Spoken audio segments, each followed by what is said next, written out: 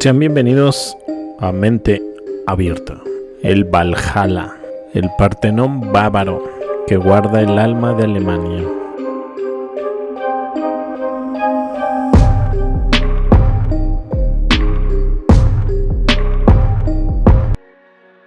A orillas del majestuoso río Danubio, a 6 kilómetros al este de Ratispona, se alza un edificio que parece arrancado directamente de la antigua Grecia.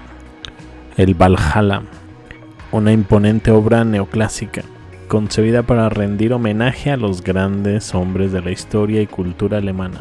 Su silueta majestuosa y serena domina el paisaje bávaro, como si custodiara los secretos del pasado, dedicado a los hombres y mujeres que marcaron la historia del mundo germánico, todos reunidos bajo un mismo techo, como si fueran dioses en su propio Olimpo.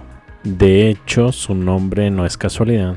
Valhalla proviene del Valhall, de la mitología nórdica, el salón de los caídos, donde los héroes muertos en combate eran recibidos por Odín para celebrar eternamente su valentía. Luis I de Baviera quiso trasladar ese simbolismo al espíritu nacional alemán, un templo eterno para los héroes del pensamiento, la ciencia y la cultura. Luis I, un ferviente admirador del arte clásico y del idealismo romántico, quería inmortalizar a su pueblo a través de la arquitectura.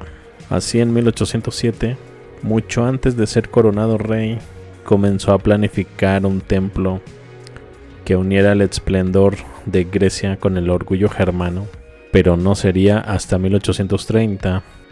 El encargado de materializarlo fue el arquitecto Leo von Klenze, una de las figuras más importantes del neoclasicismo europeo. La construcción del Valhalla se extendió durante 12 años, desde 1830 hasta 1842, y demandó una precisión arquitectónica que hoy sigue maravillando a ingenieros e historiadores. Su diseño es una recreación casi exacta del Partenón de Atenas. Mide 66 metros de largo por 31 de ancho y está sostenido por 52 columnas dóricas talladas en mármol. Cada detalle, desde el frontón hasta las escaleras monumentales, fue elaborado para transmitir una idea de eternidad y pureza estética.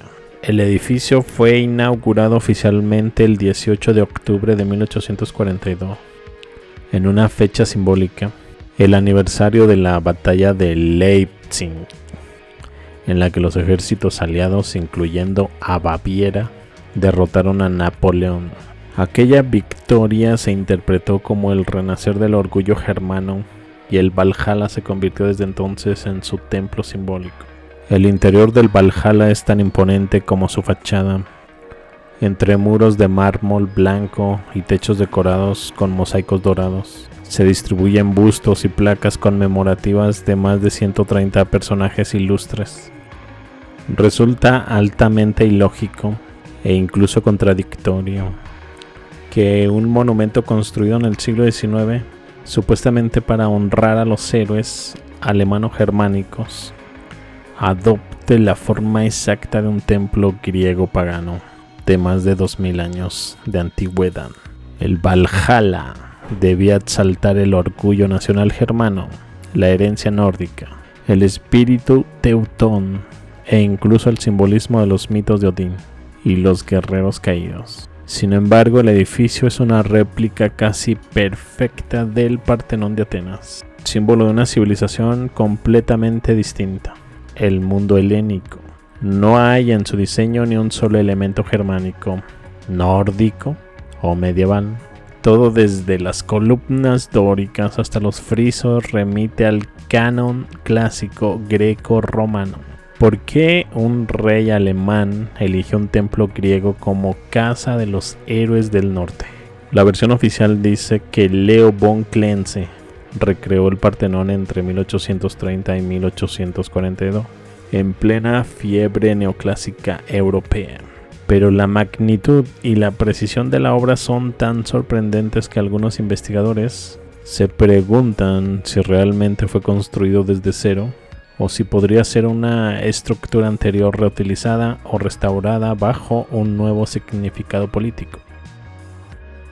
Este tipo de reciclaje monumental no sería algo aislado. Durante el siglo XIX en toda Europa aparecieron edificios de estilo greco-romano nuevos, por así decirlo, levantados en tiempos increíblemente cortos con materiales imposibles de mover para la tecnología de la época, piedra maciza tallada con precisión milimétrica. El Valhalla podría formar parte de esa misma serie de construcciones neoclásicas, que tal vez no fueron realmente neoclásicas sino heredadas. Aunque se dice que se construyó en 12 años, 1830-1842, las proporciones, el tallado y el peso de sus bloques de mármol, algunos de más de 20 toneladas, plantean dudas sobre cómo se transportaron y ensamblaron en un terreno elevado sin maquinaria moderna.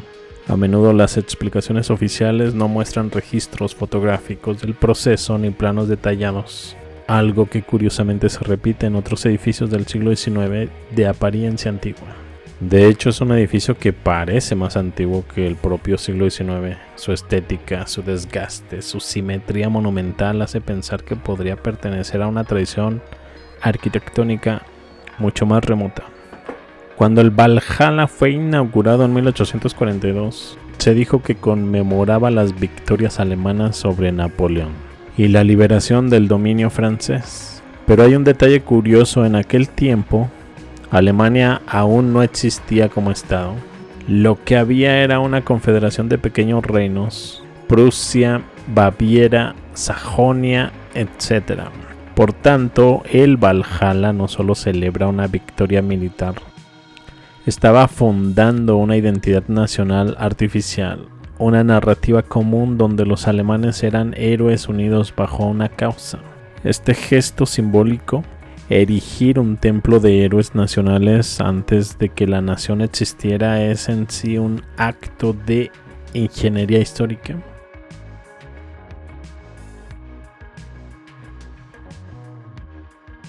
Napoleón Bonaparte fue presentado en su época como el genio militar que casi conquista Europa, luego derrotado y convertido en villano.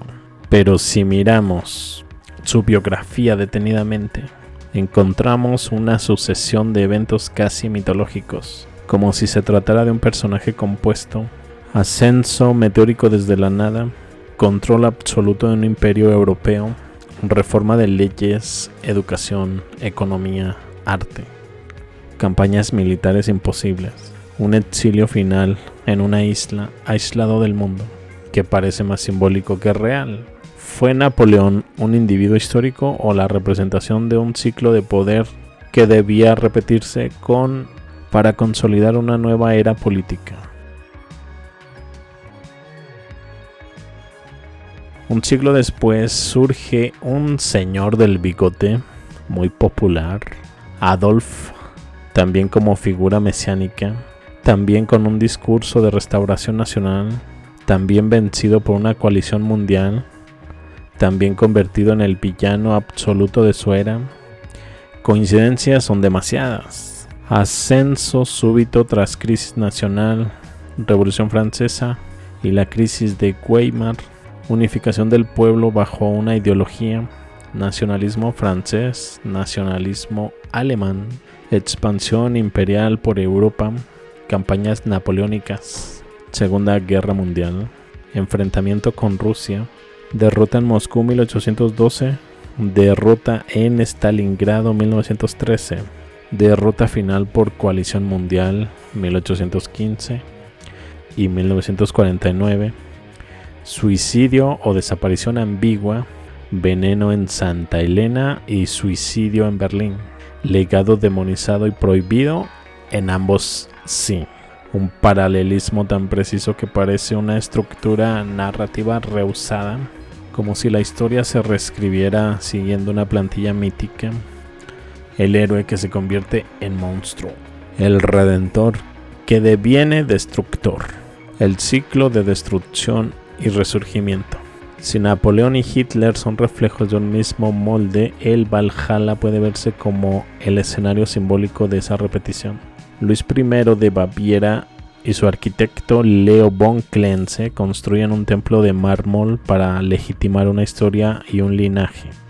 Pero, ¿y si ese templo aparentemente del siglo XIX era de hecho una estructura anterior reutilizada para validar una nueva narrativa europea? Un patrón que se repite: aparece un salvador carismático, une y expande una nación, desafía al orden mundial, es derrotado por una coalición, su legado es satanizado, se establece un nuevo orden político global. Cada ciclo deja un trauma colectivo que justifica el poder posterior. Así Napoleón prepara el siglo XIX, imperios coloniales y bancos centrales, mientras el señor del bigote prepara el siglo XX, ONU, OTAN, Unión Europea. ¿Qué opinan ustedes de todo esto? Déjenme sus comentarios. Yo me despido y los veo más adelante con más información. Hasta luego.